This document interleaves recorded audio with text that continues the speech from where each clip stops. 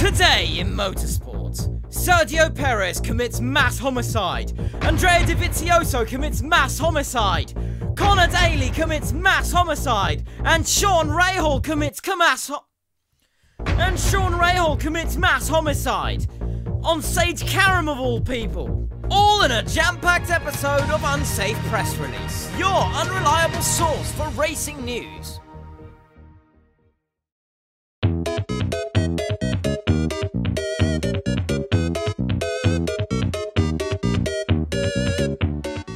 In the world of Formula 1, we were taken to the lovely track of Spa-Francorchamps, where the race ended with the top two in the championship battle fighting it out until the final corner.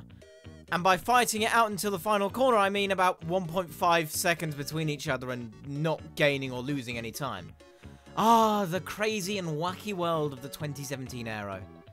Lewis, Ligate Hamilton, won the race while Sebastian, probably emotionally unstable Vettel, took a very impressive second, with Daniel, stop being so fucking happy Ricciardo, taking third. Only because Bottas had an abysmal start after the safety car went in. Bastard. But at least Max Verstappen didn't even finish the race, so at least we have that to bank on. The reason the safety car was in was because the two Force India drivers made contact coming into Eau Rouge. Twice! On two different occasions! In the same race, at the same point of the track! Perez, being an experienced driver, originally blamed Ocon for the incident, while Ocon was glad he wasn't 3 meters inside the tyre barrier into Eau Rouge. While on the other side of the planet, Fernando crippling depression Alonso was once again feeling the burn in an orange McLaren, consuming about 6 or 7 different Alonso team radios in one race, and one extra during qualifying. I think there's a place on the F1 website or the F1 app where you can find every team radio he's had during the race, and just watch a man genuinely spiral into insanity within the span of 1 hour and 30 minutes. It's not only really entertaining, but cripplingly sad as well. Try it! Also, Lewis Hamilton said there's no debris, and he's correct. If you look at this picture, you can see all the debris that's not there. There's some not here, there's some not over there too. Oh, and let's not forget the debris that's not over here as well. In much more depressing news, Kimi Räikkönen retained his seat for Ferrari next year before Bottas even got a contract yet. This is not only unjust, but literally fucking stupid, and it should be completely reverted immediately. Tweet with the hashtag Justice for Leclerc so that the whole world will know about this injustice.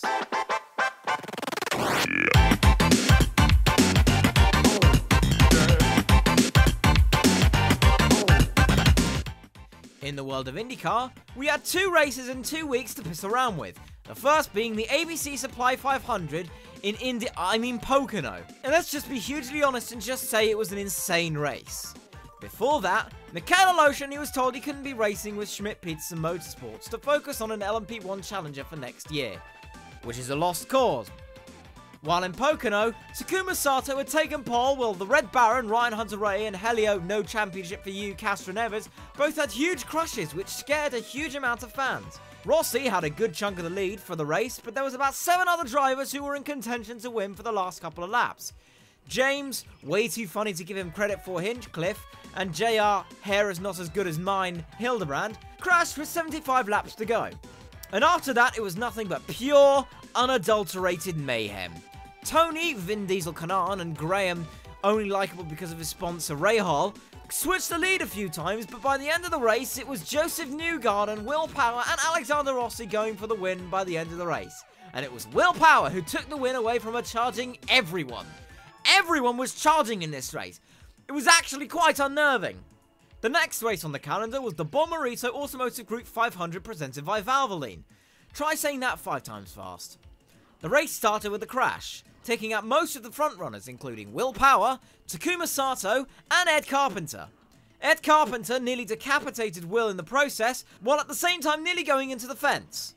Only in IndyCar can you get some insane out-of-the-blue moments like that. While the race restarted, Newgarden and Castro Neves all started kicking ass at the front. JR crashed again, but nobody cared, while Max Chilton binned it into turn 1, making a small but vocal part of my audience very angry. Hi, Charlie. Ryan Hunter-Reay continued to be rubbish, while after another restart, Pagenaud and Newgarden started scrapping for the lead.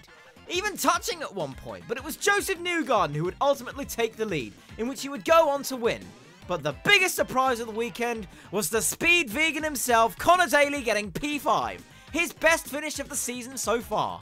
My Conor Daly is out video has not aged well within the last few months.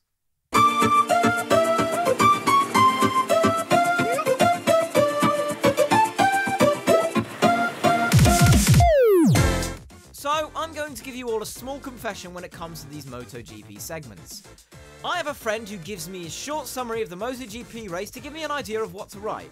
The last time I did that, I messed up a little in the wording. So, to make sure that doesn't happen again, I am literally going to copy and paste this word for word and hope that this doesn't kill me. Here we go.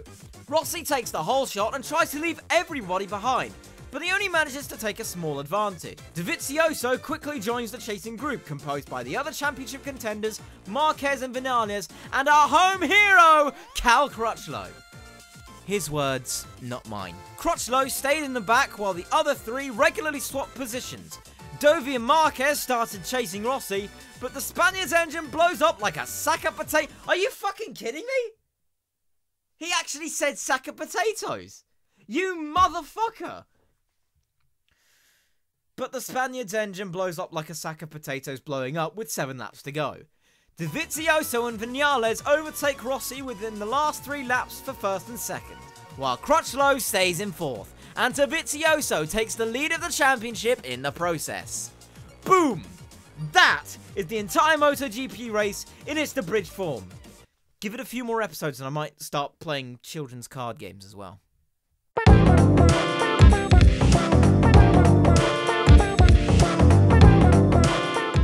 Mayweather and McGregor didn't even come close to the punches that were thrown within the last few days. These two had come to blows a few months ago, but shit really hit the fan the second time round. And I'm going to attempt to give you everything that has happened within the last few days. In IMSA, Sage Karam and Catherine Legg made contact coming into a corner, and Sage reacted by coming up to the front of Legg and brake testing her. Sage afterwards said that he couldn't get onto the throttle because there's dirt in his tyres.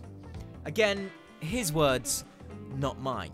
Things started to heat up in unfathomable lengths when Andy Lally came onto the scene and gave him his 2 cents on the matter, and proceeded to absolutely go into fine detail, and then the feud started. The feud went from the racetrack to Twitter and then the paddock straight afterwards. Things were getting heated and everyone was getting into the matter. United Autosports driver Sean Rahal had a crack at him as well, in the DMs of all places. And so, this became hundreds of times more interesting than any F1 YouTube community beef within the last 5 years. I mean, that's if the F1 YouTube community has ever, actually lasted 5 years. And that's about everything we have for you today. Comment in the comment storage system if you liked the video. And if you thought the video was really good, comment with the hashtag NandoLoris, because he's now become the feeder series driver I want to legitimately do well. See you then.